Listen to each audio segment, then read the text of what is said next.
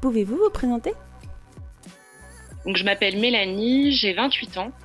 Aujourd'hui, je suis chargée de communication dans le secteur de la santé, mais j'ai été infirmière pendant 3 ans. Moi, c'est Laura Rouzet. Je suis infirmière depuis 2016. J'ai été diplômée en juillet 2016.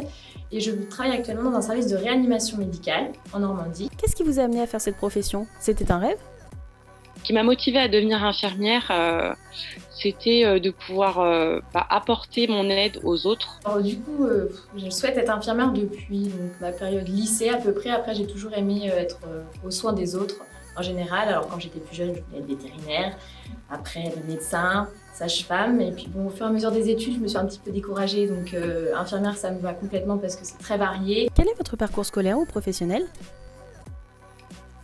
J'ai fait de la gériatrie, de la psychiatrie, j'ai fait de la pneumologie, de la gastro-entérologie, j'ai fait de la cancérologie. Quelle satisfaction vous apporte ce métier?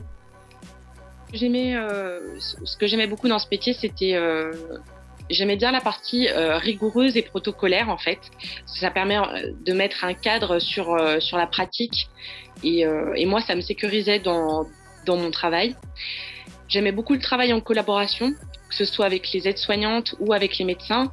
Mon métier, ce qui m'apporte le plus de satisfaction, c'est d'être là pour les gens quand, dans un moment de leur vie où ils sont vraiment dans la nécessité. Ils ont besoin de quelqu'un qui prenne soin d'eux, qui les soigne, qui les rassure, ou malheureusement des fois qui les accompagne à décéder. Quelles sont les difficultés de votre métier? Ce qui a pu me mettre en difficulté, des fois, c'est le temps. En fait, c'est que tu vas avoir beaucoup de patients et pas assez de temps, en fait. Mais forcément, ce sont les décès, accompagner les personnes en train de décéder et surtout accompagner et soutenir leur famille, trouver les mots. Pourriez-vous nous décrire une journée type?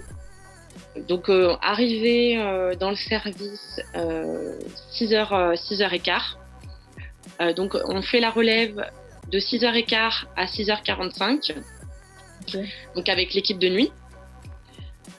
Donc ensuite, une fois qu'on a fini la relève, on prend notre plan de soins pour la matinée. On prépare tous nos soins. Alors du coup, je prends l'exemple dans un service de réanimation. Donc moi, je travaille de nuit en 12 heures. Donc je prends à 19h30 et je termine à 7h30. Voilà. Donc forcément, les journées ne sont jamais les mêmes, puisqu'on ne peut pas prévoir ce qui va se passer durant la nuit. Donc, en général, on arrive, on prend nos transmissions avec nos collègues de jour sur les patients qui nous sont attribués durant la nuit. Ensuite, au moins toutes les heures, on passe voir nos patients, prendre leur fonction vitale, leur administrer les médicaments. Merci d'avoir regardé cette vidéo, on espère qu'elle t'a plu. Surtout, n'hésite pas à t'abonner à la chaîne pour pouvoir suivre les prochaines qui vont arriver. Salut!